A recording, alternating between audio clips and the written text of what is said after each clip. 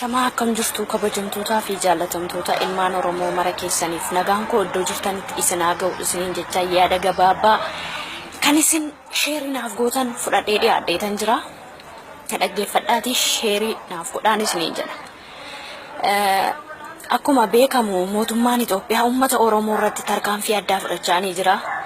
Keessa bee tuffii hammana hin jedhamne tuffii hagana hin jedhamne uummata nagaa hidhaadhaaf saaxilee balaa abiddaatiin balaa rasaasaatiin isaan gubaa isaan fixaa jiraachuunsaa yaaddoo sodaachisaa fi dhiphina guddaa keessa uummata Oromoo galcheetu jira. Uummata Oromoo qofa otoo hin ta'in uummata Amaaraallee akkuma kana gaaffii guddaa keessa galcheenii jira. Kanaafuu uummanni Oromoo dadammaqinaan maal gochuutu irra jira kan jedhu irratti gaaffii isin gaafachuun barbaada. Keessattuu warroota biyya alaa keessa jirtaniif.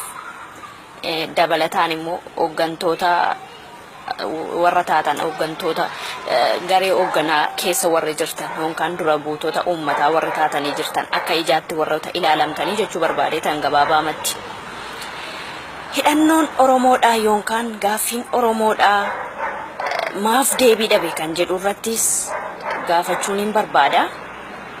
Uummata Oromoo maaliif hin hidhachiisu? Hidhannoon uummata Oromoodhaa maaliif meeshaa dhabe? Uummanni Oromoodhaa haala kamiin meeshaa argachuu danda'a? Maaliif waliin hidhachiisu? Ana jedhee kanachas ba'e uummata Oromoo kan hidhachiisu yookaan kan leenjisu maaliif dhabame? Isin warroonni waraanni adda bilisummaa Oromoodhaa isin daggala biyya ormaa keessa fiigaati jaljeessa biyya ormaa keessaa duukaa bu'a. Dhugumatti uummata Oromootiif dhaabbattanii jirtu adda bilisummaa Oromoodha. Hanga uummanni Oromoo akka kanatti dararamu maqaa keessan dhaadhatee alaabaa keessan uffate hanga inni deemee ajjeefamu hanga inni abiddaan gubatu ga'amee isa jiru isin as baatanii as jirra jechuu dadhabuun keessan kun baay'ee akkasintuuf uummata Oromoo biraa qabdan.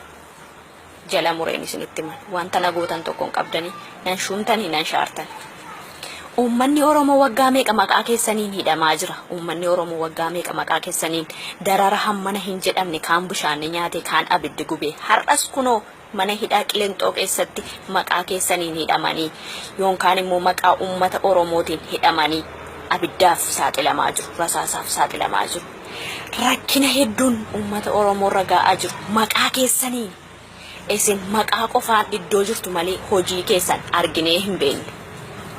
Har'as taanaan borus taanaan yookaan meeshaa isin hirka jiru meeshaa hidhattanii jirtan kana uummata biyya keessaatiif ergaa isin achuma nuuf tura. Yoommoo lakki nuti qabsoo uummata Oromoodhaaf finiinsinee galmaan geenya yoo jettan kottaa biyya keessan galaa biyya ormaa keessa wanta gootan hin qabdan wanta buustan hin qabdan. Uummanni Oromoo har'a isin abdatee maqaa keessan dhaadhataa jira. Alaabaa keessan firfirsee alaabaa keessaniin maqaa alaabaa keessaniitiin hidhamee meeqatu seenaansaa badaa jira. Warri seenaa qaban warri seenaan isaanii beekamu hin dubbatama kan seenaan isaan beekamne kan gaaffii dhabee mana hidhaa keessatti dararamaa jiru meeqatu jira. Meeqaan keenyatu quba qaba isaanii.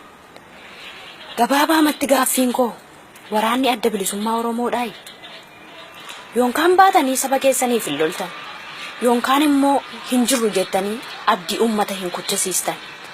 Maal jechuudha kun? Anaaf gaaffii guddaadha kun. Meeshaa qabna jettanii afaan bantanii dubbattu. Meeshaa kan isin qabdan kuni biyya ormaa keessatti maal godha? Maal buusaa jirtu? Faayidaa keessan argaa hin jirru nuti. Yookaan isin dhumtaniitu viidiyoo isin kanaan dura waraabdan qofa argaa jirra moo miidiyaa kanarratti jirra jettanii yoo dubbachaa jirtu jiraachuu keessan uummata keenyatti ba'aati hima.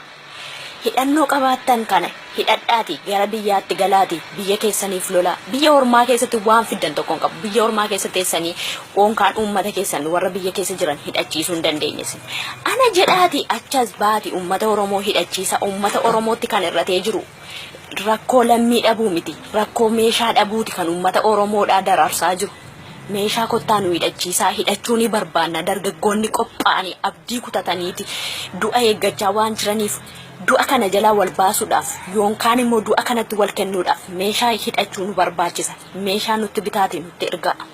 Achi teessanii jirra nuti waboon jettanii abdii uummata Oromoodhaa hankutinaan isiniin jedha. qabsaa'onni hedduun kan darban miidiyaadhaan miti kan darban lafee isaanii cabsanii dhiiga isaanii buusaniiti kan darban har'as kanatu jira. Kanaafiyyuu ummanni Oromoo hidhannoo barbaada. Ummata Oromootti kan irrate nama miti meeshaadha. Meeshaa nu hidhachiisaanii dargaggoota meeqa karaa irratti badee yaafaa jira waan ta'eef meeshaa hidhatan maaliif ana jedhee kanachas ba'e ummata Oromoo leenjisee ummata Oromoo hidhachiisu maaliif dhabame beekaa dhabne moo nama nu hidhachiisu dhabne moo maallaqa meeshaa bitutu dhabame. Hidhannoon ummata Oromootti hin irratan jedhaan ammallee taanaan ummata Oromoo miidiyaadhaan hin bilisoomtu. Ummanni Oromoodhaa qawweedhaan bilisoomti. Ummata Oromoo dhiiga isaanii har'a jiraa keenya miti har'a du'aa keenya kabaja dhabe. Erga du'aan keenya kabaja dhabe inni jiru jira jedhee maaliif ta'a? Duuneerra malee jiraatti awwaalamne nuti ummanni Oromoodha. Jiraatti awwaalamne ummati nuti jira jennee yaannu erga du'e erga abiddaaf saaxilame erga rasaasaaf saaxilame jiraatti awwaalamuudhaan wanta wal caalluun qabnu warrumti uffannee deemnu kun. Kanaafiyyuu ummata Oromoo meeshaa hidhachiisuu ni qabna. Ummata Oromootti hidhannoo gochuun nurra jira warri jettan achas baati ummata keenya hidhachiisaa malee achi maqaa miidiyaatiin maqaa feesbuukiitiin hin bilisoomtu Oromoon. Oromoon bilisummaa see kan argattu gaafa sin meeshaa hidhachiiftanidha. Rakkoon ummata Oromoodhaa inni guddaan kan hubachuuf hin dandeenye gaaffiin addunyaa jalaa dhokatee fi jiru kun gaaffiin ummata jalaa dhokatee jiru ummata Oromoo meeshaa dhabuudha. Ammas haa ta'u malee ummata Amaaraati wajjin walitti hidhata godhatanii jirtu. Ummati Amaaraadhaa Tigiree jibbe. Kanaan dura garuu uummanni Amaaraatiif uummanni Tigiree utuu isaan tokko ta'anii jiraachuudhaa baatanii yookaan immoo isaan lammantu walitti hidhannoo cimsee jira ture. Amma garuu isaan lamman hidhannoo isaanii walirraa kutanii walitti deebi'anii jiru. Isaan garuu meeshaa qabu. Gaaffii makoo guddaa kan natti ta'e anaan kanadha.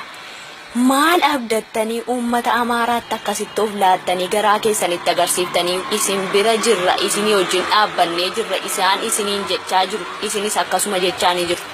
Bor garuu gaafa wayyaaneen har'a hundee dhabdeerti wayyaaneen kufuudhaaf har'aa bor jechaa jirti. Muka bishaan keessaa yookaan immoo bakka isiniif gala miti akkas taatee jirti raafamaa jirti laa wayyaaneen kufuudhaaf raafamaa jirti. Garuu wayyaaneen ji'an jedhu waggaadhaan jedhu akkasiin kuftuu beekamaadha. Eenyutu aangoo qabata kan jedhu irratti immoo ganaa ammas Amaaraaniif Oromoon immoo akkasiin walitti kaatanii wal fixxannan beeka. Uummanni Amaaraa garuu kutatoodha meeshaa qabu hundi isaanii akkasin irra noolle jedheetan isiniif shakka. Isin kanaafuu jala jalaan uummata keessan otuu uummata Amaaraallee hin beeksisin jala jalaan meeshaa uummata keessan hidhachiisuu ni yaala. Uummanni Oromoodhaan meeshaatu itti irrata malee hirrina namaan qabnu hamma har'aatti takkaa rakkoo namaan godhanne nuti nama haasa'uus takkaan dhabne oduun gurra nu duuche oduun karaa miidiyaas gurra nu duuche amma garuu oduu tokko hin barbaannu ana kan ofiin jedhu an Oromoodhaaf dhaabbadha kan ofiin jedhu uummata Oromootti meeshaa haayidu. Adda bilisummaa Oromoo keessa tokkitti Kadir Martuuti kan dubbachaa jiru kan falmachaa jiru. Kan ummati Oromoo akkas ta'eera jedhee guyyaa guyyaadhaan sagalee isaa baasee dubbachaa Kadir Martuu qofatu qabsaa'ee jira. Warri kanaan dura isaan duratti hidhattan maaliif achas hin baatan? Maaliif ummata Oromootiif meeshaan bittan? Anas dabalatee eenyuunis dabalatee lammii Oromoo kan taate hundumtuu iddoo jirtu meeshaadhaan walitti birmachuu ni qabna. Higaa miidiyaa bilisoomsuun miidiyaan bilisoome maal ta'e? Injifannoon uummata Oromoo qawweedhaan malee hin argamu. Kanaafuu dogoggoraan dogongoree fi dhiifama naa godhaan isiniin jedha. Injifannoon yoomiyyuu kan uummata Oromooti. Injifannoo keenya immoo haala ittiin